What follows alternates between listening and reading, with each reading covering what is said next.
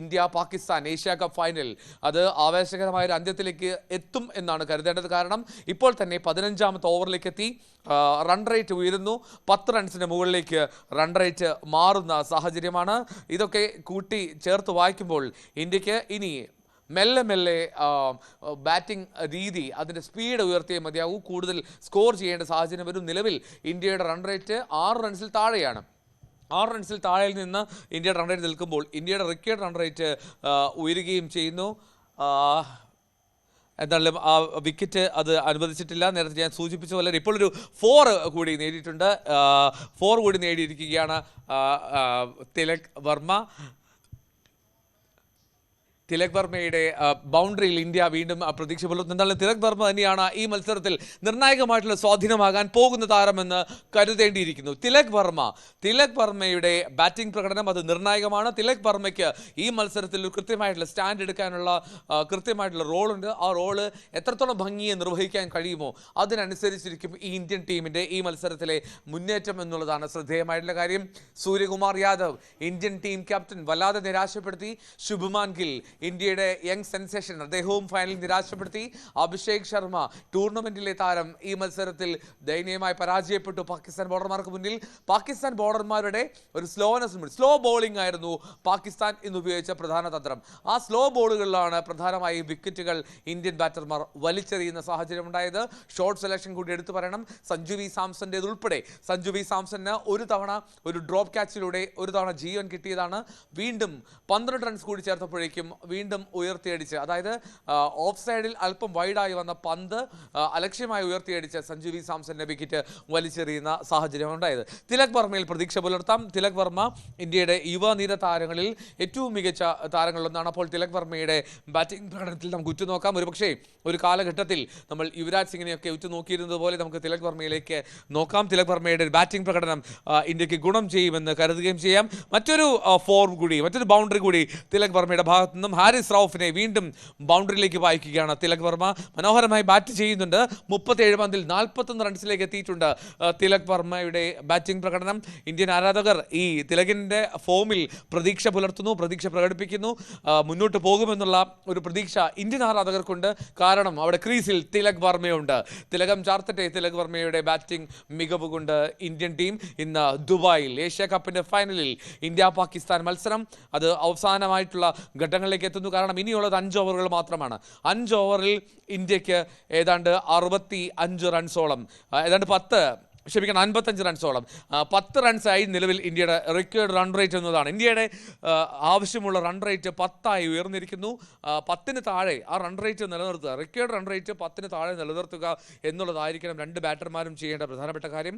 ഓരോ ഓവറിലും ഒരു ബൗണ്ടറി വീതം, പരമാവധി സിംഗിളുകൾ. ഇതുകൊണ്ട് തന്നെ ആ റൺ റേറ്റ് ഏറെക്കുറെ നിലനിർത്തി പോകാൻ കഴിയുമെന്നുള്ളതാണ് പ്രധാനം. സ്ട്രൈക്ക് റൊട്ടേറ്റ് ചെയ്ത് ഇടയ്ക്ക് ഓരോ ബൗണ്ടറി കൊണ്ട് തന്നെ ആ വിജയത്തിലേക്ക് ഇന്ത്യക്ക് എടുക്കാൻ കഴിയും. ഇനിയും ഇതുപോലുള്ള അലക്ഷ്യമായ ഷോട്ടുകൾ, മുൻനിരക്കാർ കളിച്ച അലക്ഷ്യമായ ഷോട്ടുകൾ ആവർത്തിക്കാതിരുന്നാൽ ഉറപ്പായും ഇന്ത്യക്ക് പ്രതീക്ഷ പുലർത്താം. നിലവിൽ ഹാരിസ് റൌഫിൻ്റെ 2ാമത്തെ ഓവറാണ്. അദ്ദേഹം ഇപ്പോൾ 2ാമത്തെ ഓവറിൽ ഇതിനോടകം തന്നെ 17 റൺസ് വഴങ്ങി. പക്ഷേ 2 വിക്കറ്റ് വീഴ്ത്തി എന്നുള്ളതാണ് പ്രധാനം. ശിവൻ ദുബെയും ഇന്ന് വളരെ നന്നായി തന്നെ ബാറ്റിൽ പന്ത് കണക്ട് ചെയ്യുന്നു എന്നുള്ളതും ആശ്വാസകരമാണ്. തൊട്ടു മുമ്പാണ് ശിവൻ ദുബെ എത്തിയത്. സഞ്ജു സാംസൺ പുറത്തായപ്പോൾ ശിവൻ ദുബെ ക്രീസിലേക്ക് എത്തി. ഒരു ഫിനിഷർ നമുക്ക് കാത്തിരിപ്പുണ്ട്. അത് റിങ്കു സിംഗ് ആണ്. റിങ്കു സിംഗിൻ്റെ പക്ഷേ ഒരു വെല്ലുവിളി, ഈ ടൂർണമെൻറ്റിൽ ഇതുവരെ ഒരു മത്സരത്തിൽ പോലും റിങ്കു സിംഗ് ബാറ്റ് എടുത്തിട്ടില്ല, അല്ലെങ്കിൽ കളിക്കാൻ ഇറങ്ങിയിട്ടില്ല. ഇടയ്ക്കൊന്ന് സബ്സ്റ്റിറ്റ്യൂട്ടായി ഫീൽഡ് ചെയ്യാനെത്തി എന്നതിനപ്പുറത്തേക്ക് റിങ്കു സിംഗിന് ഇന്ത്യൻ ടീമിൽ അവസരം ലഭിച്ചിരുന്നില്ല. ഹാർദിക് പാണ്ഡ്യയുടെ പരുക്കിനെ തുടർന്നാണ് റിങ്കു സിംഗിനെ ഇന്ന് ഉൾപ്പെടുത്തിയത്. അത് എത്രത്തോളം ഗുണം ചെയ്യും, എത്രത്തോളം ഇന്ത്യക്ക് അനുകൂലമാകുമെന്നൊക്കെ കാത്തിരുന്ന് കാണണം. എന്താണെങ്കിലും ഇന്ത്യയുടെ ബാറ്റിംഗ് നില കരുത്തുറ്റതാണ് എന്നുള്ളത് പറഞ്ഞു വെക്കുക മാത്രമായിരുന്നു. അതിനുശേഷം അക്സർ പട്ടേലുമുണ്ട്. മറ്റൊരു സിക്സർ തിലക് വർമ്മ 42-ൽ നിന്ന് 48-ലേക്ക് തിലക് വർമ്മ കുതിക്കുകയാണ്. ഹാരിസ് റൌഫിനെ തെരഞ്ഞു പിടിച്ച് ആക്രമിക്കുകയാണ് തിലക് വർമ്മ. തിലക് വർമ്മ അർദ്ധ സെഞ്ചുറിയിലേക്ക് നീങ്ങുന്നു. 48 റൺസിലേക്ക് എത്തി നിൽക്കുന്നു തിലക് വർമ്മ. അതായത് ആ സിക്സറും ആ ബൗണ്ടറിയും ഉൾപ്പെടെ ചേരുമ്പോൾ തിലക് വർമ്മയുടെ ബാറ്റിംഗ് വഴി ഇന്ത്യ റെക്കോർഡ് റൺ റേറ്റ് 10 താഴേക്ക് വീണ്ടും കൊണ്ടുവന്നു എന്നുള്ളതാണ് പ്രധാനപ്പെട്ട കാര്യം. അതാണല്ലോ ഈ മത്സരത്തിൽ നമ്മൾ ഇനി നേരിടുന്ന പ്രധാനപ്പെട്ട കാര്യം. റൺ റേറ്റ് നിലനിർത്തിക്കൊണ്ടിരിക്കുക. റെക്കോർഡ് റൺ റേറ്റ് ഇന്ത്യയുടെ ഇപ്പോൾ 9.40 ആണ്. അതായത് 10 താഴെ. നിലവിൽ റൺ റേറ്റ് 6.66, 6 റൺസിൽ മുകളിൽ മാത്രം. മെല്ലെ മെല്ലെ ഇനി ഇന്ത്യക്ക് ഗിയർ ഷിഫ്റ്റ് ചെയ്യേണ്ട സമയമായി എന്നുള്ള നിർദ്ദേശം ലഭിച്ചു എന്ന് തോന്നുന്നു. കാരണം ടീം മാനേജ്മെന്റിന് അറിയാം, ഈ ടീം മാനേജ്മെന്റിന് വളരെ കൃത്യമായ ബോധ്യമുണ്ട് ടീമിന്റെ ബാറ്റിംഗ് ആഴം, ബാറ്റിംഗ് ലൈനപ്പ് എവിടെ വരെ പോകാനുണ്ട് എന്നുള്ളതിൽ ഒരു ബോധ്യമുള്ളതുകൊണ്ട് തന്നെ ഇന്ത്യൻ ടീം കൃത്യമായ ഒരു നിർദ്ദേശം ക്രീസിലുള്ള ബാറ്റർമാർക്ക് നൽകിയിട്ടുണ്ടാകണം. ഇനി ഷോട്ടുകൾ ഉതിർത്ത് തുടങ്ങിക്കോളൂ എന്നുള്ളത്. അങ്ങനെ ശിവൻ ദുബെയും തിലക് വർമ്മയും ക്രീസിലുണ്ട്. ദുബെയും 2 അക്കത്തിലേക്ക് എത്തിയിട്ടുണ്ട്. ദുബൈ 10 റൺസുമായി ക്രീസിലുണ്ട്. തിലക് വർമ്മ 48 റൺസ്. തിങ്ങി നിറഞ്ഞ ഒരു സ്റ്റേഡിയമാണ് ഇന്ന് ദുബായിലെ ഇന്റർനാഷണൽ സ്റ്റേഡിയത്തിൽ. കഴിഞ്ഞ മത്സരങ്ങളിൽ ഒരുപക്ഷെ ഒരുപാട് ഒഴിഞ്ഞ കസേരകൾ കണ്ടു. അബ്രാർ അഹമ്മദ് വീണ്ടും ഒരു സിക്സർ പറത്തിയിരിക്കുന്നു അവിടെ. ശിവം ദുബെ, യെസ്, മനോഹരമായിട്ടുള്ളൊരു സിക്സർ, സുന്ദരമായിട്ടുള്ള ക്ലീൻ ഹിറ്റിംഗ് ആണ് അവിടെ ശിവൻ ദുബെയുടെ ഭാഗത്ത് നിന്ന്. ഇന്ത്യൻ ആരാധകർ വീണ്ടും ആ പ്രതീക്ഷ പുലർത്തി എഴുന്നേറ്റ് നിന്ന് ആഹ്ലാദം പ്രകടിപ്പിക്കുകയാണ്. കാരണം ഈ ആഹ്ലാദം പ്രകടിപ്പിക്കാൻ ആ 2 പേർ ക്രീസിലുള്ളതാണ് ഇന്ത്യയുടെ പ്രതീക്ഷ. ശിവൻ ദുബെയും ഒപ്പം തിലക് വർമ്മയും. തിലക് വർമ്മ 48 റൺസിൽ, ശിവൻ ദുബെ 16 റൺസും എടുത്ത് ക്രീസിൽ നിൽക്കുന്നു. ഏഷ്യ കപ്പ് ക്രിക്കറ്റിൽ ഇന്ത്യ കിരീടം സ്വന്തമാക്കുമോ എന്നറിയാൻ ഏതാണ്ട് 4 ഓവറുകളാണ് ഇനി അവശേഷിക്കുന്നത്. ഈ 4 ഓവറിൽ ഇന്ത്യക്ക് ആ വിജയലക്ഷ്യം മറികടക്കാൻ കഴിയുമെന്ന് പ്രതീക്ഷിക്കാം. ഉറപ്പായും കഴിയണം. കാരണം അത്രത്തോളം കരുത്തുറ്റ, അത്രത്തോളം ആഴമുള്ള ഒരു ബാറ്റിംഗ് ലൈനപ്പ് ഉണ്ട് ഈ ഇന്ത്യൻ ടീമിന്. അതുകൊണ്ട് തന്നെ വളരെ വൈഡായി തന്നെ അബ്രാർ അഹമ്മദിൻ്റെ ഒരു പന്ത്, ഒരു എക്സ്ട്രാ റൺ ഇന്ത്യക്ക് ലഭിക്കുകയാണ്. ശിവൻ ദുബെയും തിലക് വർമ്മയും ക്രീസിൽ. 107 റൺസ് ഇന്ത്യക്ക്, 4 വിക്കറ്റ് നഷ്ടത്തിൽ. ഈ ഓവറിൽ ഇതിനോടകം തന്നെ ഒരു സിക്സർ, ഒപ്പം തന്നെ ഒരു വൈഡ്, 7 റൺസ് ഇതിനോടകം തന്നെ ലഭിച്ചിരിക്കുന്നു ഇന്ത്യയെ സംബന്ധിച്ചിടത്തോളം. വീണ്ടും അബ്രാർ അഹമ്മദ് പന്ത് ഒരു ക്യാച്ചിങ് അവസരം അല്ല, എത്തുന്നില്ല. വീണ്ടും അവിടെ ശിവൻ ദുബെയുടെ ബാറ്റിൽ നിന്ന് ഉയർന്ന പന്ത് അത് കീപ്പർക്ക് പിന്നിലായി ലാൻഡ് ചെയ്യുന്നു. പക്ഷേ വളരെ സേഫായിട്ട്, ഒരു സേഫ് ലാൻഡിങ് എന്നൊക്കെ വിശേഷിപ്പിക്കാം. ഫീൽഡർ ഓടി എത്തിയെങ്കിൽ പോലും അത് പിടിച്ചെടുക്കാൻ കഴിയാതെ പോകുന്നു. തിലക് വർമ്മയും ശിവൻ ദുബെയും ചേർന്ന് റെക്കോർഡ് റൺ റേറ്റ് നേരത്തെ 10 ആയിരുന്നെങ്കിൽ ഇപ്പോൾ അത് 8.36 എന്ന നിലയിലേക്ക് മാറ്റിയിട്ടുണ്ട്. 28 പന്തിൽ 39 റൺസ്. അതാണ് ഇന്ത്യക്ക് മുന്നിലുള്ള വിജയലക്ഷ്യം നിലവിൽ. 28 പന്തിൽ 39 റൺസ്. 2020 ഫോർമാറ്റിൽ അത് വലിയ ടോട്ടൽ എല്ലാം നമുക്കറിയാം. അതുകൊണ്ട് തന്നെയാണ് ഇപ്പോഴും ഇന്ത്യയുടെ കയ്യിൽ തന്നെ മത്സരമുണ്ട് എന്ന് നമുക്ക് വിശ്വസിക്കേണ്ടിയിരിക്കുന്നു. കാരണം ഇനിയൊരു അപ്രതീക്ഷിത തകർച്ച ഇന്ത്യയുടെ ഭാഗത്തു നിന്നുണ്ടാകാതിരുന്നാൽ ഉറപ്പായും ഇന്ത്യക്ക് ആ പ്രതീക്ഷ പുലർത്താം. ഏഷ്യ കപ്പ് കിരീടം ഇന്ത്യയിലേക്ക് തന്നെ എത്തും. അത് ഇന്ത്യയുടെ ബാറ്റിംഗ് കരുത്തിൻ്റെ അടയാളമായി അത് രേഖപ്പെടുത്തുകയും ചെയ്യും. പാകിസ്ഥാൻ താരങ്ങൾ ഏറെക്കുറെ ആദ്യം പ്രകടമാക്കിയ ഒരു പോരാട്ട വീര്യത്തിൽ നിന്നും അല്പം പിന്നോട്ട് പോയി എന്ന് തോന്നുന്നു. കാരണം ഈ 2 താരങ്ങൾ ചേർന്ന് മത്സരം മുന്നോട്ട് കൊണ്ടുപോകുന്നതിൽ ഏറെക്കുറെ അവർക്ക് വ്യക്തത വരുന്നുണ്ട്.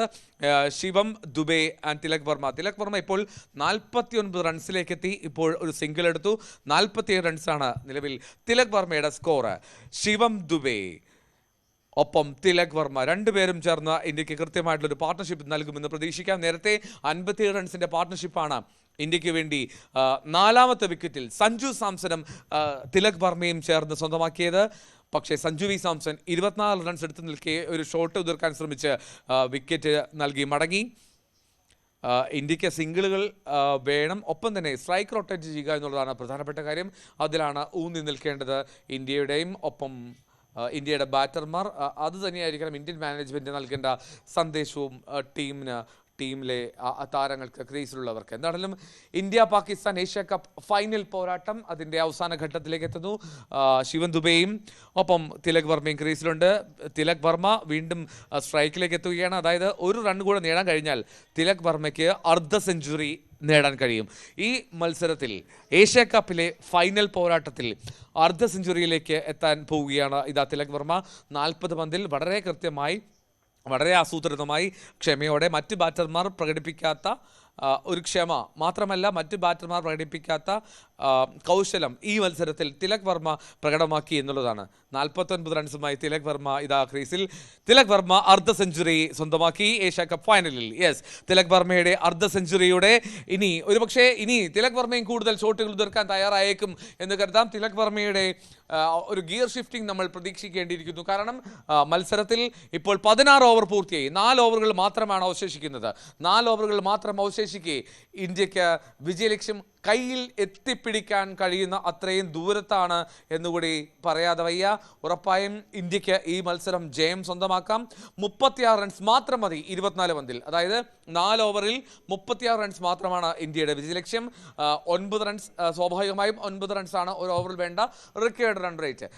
അതിലേക്ക് ഇന്ത്യ എത്തുമെന്ന് പ്രതീക്ഷിക്കാം. ഇന്ത്യൻ ടീമിൻ്റെ ഈ പ്രകടനം ഒരുപക്ഷെ ഏഷ്യ കപ്പിലെ ഇന്ത്യയുടെ ഒരു അജയ്യമായിട്ടുള്ള യാത്ര അത് ഫൈനലിലും തുടരുമെന്ന് കരുതാം. കഴിഞ്ഞ 2 ഏഷ്യ കപ്പിലും ഇന്ത്യ തോറ്റിട്ടില്ല. ഇത് 3ാമത്തെ ഏഷ്യ കപ്പാണ്. ഈ ഏഷ്യ കപ്പിലും ഇന്ത്യക്ക് ജയത്തിൻ്റെ അവകാശം തുടരാൻ കഴിയുമെന്നുള്ള പ്രതീക്ഷയിലാണ് മുഴുവൻ ക്രിക്കറ്റ് ആരാധകരും. പാകിസ്ഥാൻ്റെ തുടക്കം അത് ഗംഭീരമായിരുന്നു. പാകിസ്ഥാൻ്റെ ബൗളിംഗ് തുടക്കവും അതിലേറെ ഗംഭീരമായിരുന്നു. ഇന്ത്യയെ പൂർണ്ണമായും സമ്മർദ്ദത്തിലാക്കുന്ന മട്ടിലായിരുന്നു പാകിസ്ഥാൻ ബാറ്റർമാർ ഇന്ന് ടോസ് നഷ്ടമായ ശേഷം ബാറ്റ് ചെയ്യാൻ ഇറങ്ങിയത്.